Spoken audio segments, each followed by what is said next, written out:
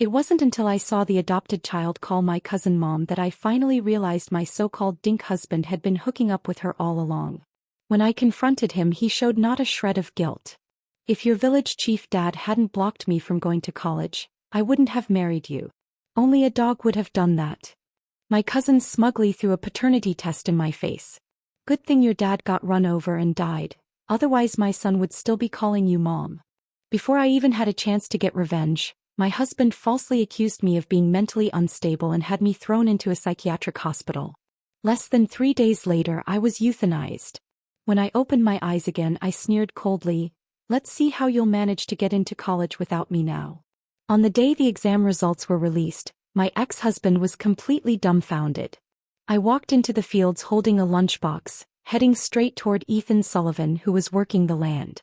Shyly, I handed him the food. The nearby city youth started jeering and teasing. "Wow, Ethan's got himself such a sweet little wife.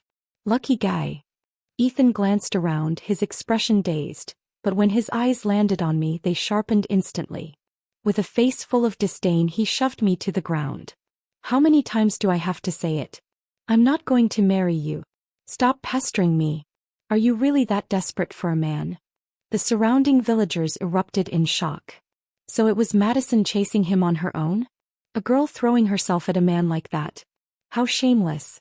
She's disgraced our whole village, ruined our reputation.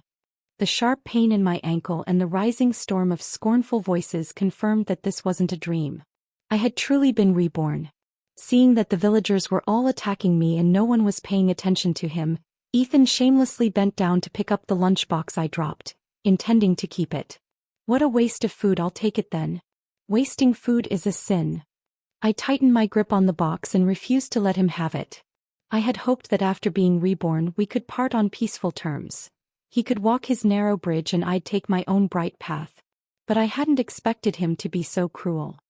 He knew how much a woman's reputation mattered in the countryside, yet he insisted on pinning the labels of desperation and man-chasing on me. And yet, before all this, we had been genuinely in love. Even the daily lunchboxes had started because Ethan had complained to me, asking me to bring him food. Fighting through the pain, I stood up and yanked the lunchbox back, then walked past him and handed it directly to Ryan Carter, who had been quietly working like a mute this whole time. "This is for you." Everyone around was shocked by what I did. Even Ethan looked completely baffled. A moment later, he curled his lips with a mocking smirk. "What now? You couldn't land me, so you're switching targets? Your standards must be pretty low. Any stray guy will do, huh?" Ethan didn't want me, but seeing me show kindness to another man still made him bitter. His voice was dripping with sarcasm as he kept mocking us. I turned around and slapped him hard across the face. The blow was strong, my palm was still stinging a full minute later. Then I stepped back, covered my face and began to cry, but my voice was loud and clear so that every onlooker could hear every word. My dad said, "You city youth work hard and suffer a lot. So he asked me to bring this meat lunch to thank you all." I opened the box, revealing thick slices of pork belly, crispy fried anchovies and fragrant rice. Everyone around swallowed hard, their eyes full of longing. Then I suddenly changed my tone and pointed straight at Ethan. "I already gave you a porridge lunch. What, that wasn't enough?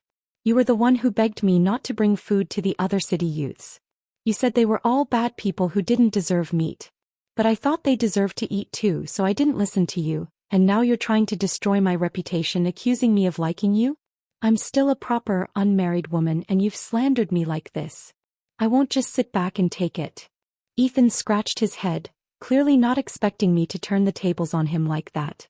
But to everyone else he just looked guilty, like his scheme had just been exposed. Then I dropped a bombshell. "To protect my reputation, I won't be delivering food to any of you city youths anymore." As I said that, a flood of memories from my past life surged up. Over 30 years of working like a mule, raising a child that wasn't even mine, only to end up dying like a stray on the street. Even my father hadn't met a peaceful end. The sorrow rose in my chest and I began to cry harder and harder. In the end, I collapsed on the ground crying and passed out. The others, seeing how heartbroken and sincere I looked, completely believed everything I had said. Instead, it was Ethan Sullivan who, in their eyes, became the embodiment of a despicable, selfish man.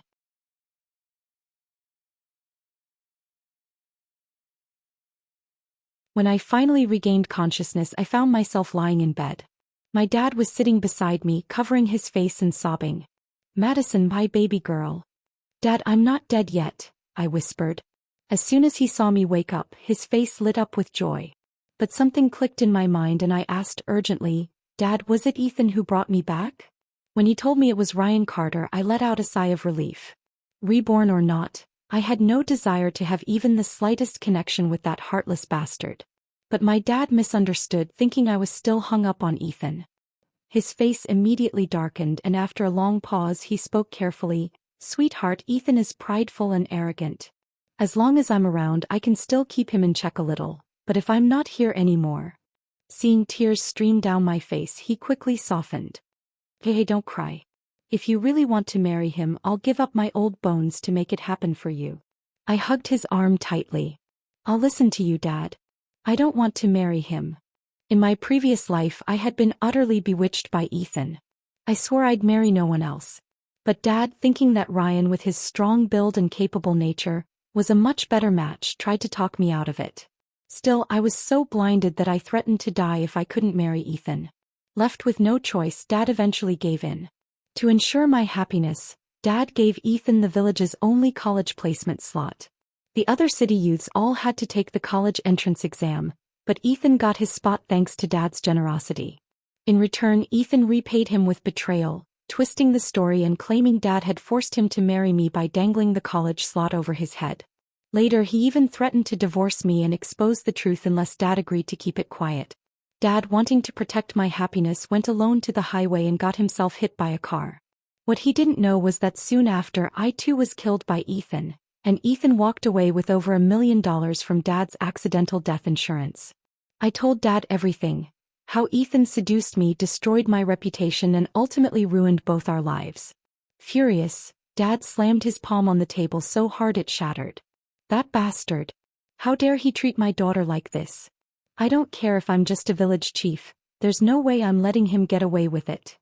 I gently tried to calm him down. "Don't worry, Dad. You don't need to do anything. Evil people will get their punishment. All we have to do is watch." Most of the city youth sent to the countryside were useless at farm work. Yet the more they worked, the better they ate. Because of that, they hadn't had wheat or meat in ages.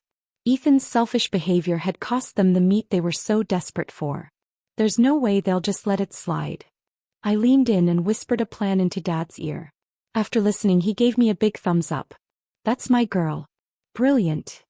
Once I had recovered, I casually strolled over to the city youth dorms. Ethan eagerly volunteered to cook dinner that night, but others responded with thinly veiled sarcasm. "No thanks, we're not trying to get poisoned." A few of the youths huddled together to chat, but the moment Ethan approached, they scattered like birds. After a few days of getting cold shoulders, Ethan finally lost it. He threw his cap down and cursed, "I'm a future college student, damn it. You idiots with your dog eyes can't see worth. You'll regret this." In my past life, Ethan had sucked up to all the other youths like some social butterfly. A few of them later made it big and helped him climb the ladder. This time I was determined to cut off his wings before they could grow. No allies, no favors. I asked Dad to assign him the nastiest jobs in the entire village, cleaning out latrines and feeding pigs. Ethan barely lasted a day. His clothes were caked with filth, and the stench coming off him was so foul anyone who got close instinctively held their noses and ran away. In his previous life, Ethan had been among the first batch of college students to get state-assigned jobs. He spent his entire career in an office, never lifting a finger. He saw himself as superior, too noble for menial labor, and kept shouting about how he was destined for college to avoid farm work. The villagers and other city youths all thought he'd gone mad because at that time, no one knew college entrance exams were coming back. College still felt like a distant dream to them. Everyone except one person, my cousin's lover and the very who helped Ethan destroy me. She firmly believed Ethan had a bright future. While the rest of the group only wanted to stay as far away from Ethan as possible, only my cousin Emily stayed faithfully by Ethan's side. She wouldn't leave him and even snatched the manure shovel from his hands, insisting she'd help with the dirty work. But Ethan flatly rejected her, righteously saying, "Men and women should keep their distance. This could cause misunderstandings." Emily's eyes welled up with hurt. I tried so hard to make you look good in front of Madison so she'd fall for you and get her dad's support. Now that she doesn't love you anymore, can't you at least think about me? So that was it. Ethan had approached Emily in the beginning just to get close to me, to make me fall in love with him so he could secure a return to city quota. But he didn't expect the reinstatement of the college entrance exam to come before that. When he did get into college, he couldn't bring himself to dump his rural wife for the sake of his reputation. Still, he resented me for it and took a mistress to humiliate me. In my past life, I had protected his pride and never told him his grades weren't even close to passing. The college slot was something my dad gave him. That unearned success filled him with false confidence, made him believe his knowledge alone was enough. He wanted nothing more to do with a village girl like Emily. In his eyes, she was just an illiterate bumpkin, not worthy of a future college graduate like him. Emily didn't know his real thoughts. She was still dreaming of marrying him. Twisting her fingers shyly, she said, "Besides, I already belong to you." My body went stiff. So they'd already slept together. Ethan showed no emotion. "Just because we slept together, does that mean I have to marry you?" Emily burst into tears and ran away. I slipped away too, but on the road back I ran into Ryan Carter, who was still hard at work. While the other city youths were relaxing under the shade, Ryan was under the blazing sun, digging and planting, sweat pouring down his muscular body in steady streams. I felt my mouth go dry just watching him. I was going to walk away but couldn't help remembering what had happened in my past life. Back then, my dad had asked me to share the news with the city youths about the reinstatement of the college entrance exam. On my way there, I ran into Ethan. He told me to just go home, that he'd inform the others. But he didn't tell a soul. It wasn't until 1 month before the exam that the others finally found out and scrambled to catch up. In the end, only Ryan met the cutoff score. Sadly, Ethan maliciously reported him and Ryan was disqualified during political review. Still, he later became a national researcher and made major contributions. His parents were also posthumously cleared of wrongdoing. In my past life, only Ethan got into college. Behind the scenes, he blamed everything on me and a few of the other city youths. Those with connections began targeting both me and my dad. This time I would become their benefactor. I leaned in close to Ryan and quietly told him, "You might want to take a look at the college prep books. Good news might be coming soon." He bent down, lowering his voice to thank me.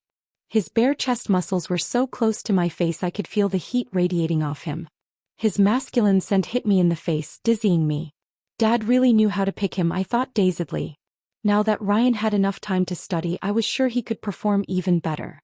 I planned to use Dad's one and only college slot to recommend him. That should cancel out the background check issues. To finish what I started, I also quietly passed the message to the rest of the city youths. In my last life, Ryan had scored the highest. Ethan was second but nearly 100 points behind, and that was with Ethan having 5 extra months to study. If the others started preparing early, Ethan wouldn't have the chance to take advantage of them again. Wanting the chance to return to the city youths threw themselves into their studies like their lives depended on it. Meanwhile, Ethan was still stuck in the fantasy of his past life. He didn't study, didn't notice anything odd. He was too busy bragging to everyone in the village about how he was going to be a college student who lived on a government salary. Over time, the villagers actually began to believe him. Using his little tricks, he managed to deceive quite a few young girls who worshipped college students. He coaxed them into sneaking valuables from home to give him little by little, day after day. I quietly watched. Since it wasn't life-threatening, I didn't step in. After all, when the exam results were announced and they saw he didn't get in, those girls would speak out. Ethan was really making a name for himself in the village. The villagers, most of whom were illiterate, blindly worshipped anyone with an education. Every day there were farmers volunteering to help Ethan with his chores. Even the matchmaker came by uninvited, saying she wanted to introduce him to the prettiest and wealthiest girl in the whole village. Wherever Ethan went, people treated him with reverence, nodding, bowing, falling over themselves to please him. For a while he was riding high on fame and praise. "Ethan, when you make it big as a college student, don't forget us poor folks." Thanks to the villager support, Ethan was eating meat and delicacies every single day. While the others were studying, he was feasting and goofing off, not touching a single book. The villagers' obsession with educated people had become borderline delusional. Even I started to feel uneasy. If someone like Ethan could get into college in my last life, why couldn't I? I prepared a gift and went to ask Ryan Carter to tutor me. When I got there, he was shirtless again. His strong arms made my blood pressure spike. After hearing why I'd come, he agreed without hesitation. I also asked Dad to buy me a stack of college prep materials, and just like that, I started studying with the other city youths. I was naturally good at liberal arts, but I was completely lost in science. Ryan had a talent for breaking down complex math problems, explaining them so clearly that even I could follow. I was exhausted every day, but I felt a deep sense of satisfaction. Meanwhile, Ethan was the most sought-after man in the village, and Emily couldn't sit still any longer. She came looking for me. "Madison," she said, "let's work together to get that girl who kicked out, then we can compete fairly." I shook my head, but Emily thought I was just pretending. "He's going to be a college student, a government official one day," she insisted. I shrugged and gave her a suggestion. "If you want results, let people see your relationship firsthand. That works better than words." She seemed to have an epiphany and walked away. But before she left, her eyes drifted toward the college prep books beside me, and she secretly slipped one into her sleeve.